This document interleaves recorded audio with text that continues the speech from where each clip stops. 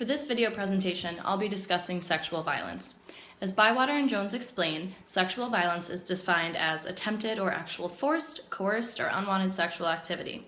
This includes sexual acts, comments, or advances made against anyone regardless of gender, race, age, setting, or relationship.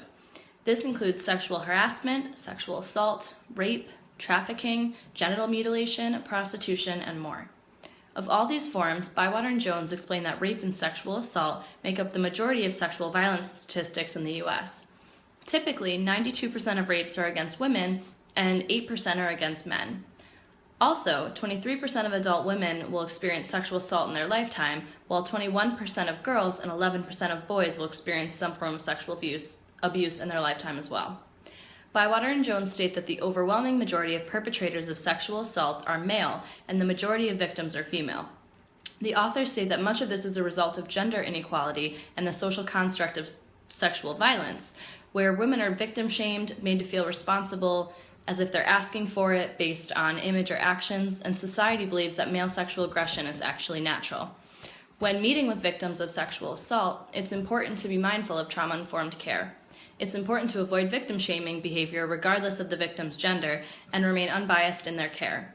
Promoting safety and trust is important so that the victim can process their trauma without fear of being judged.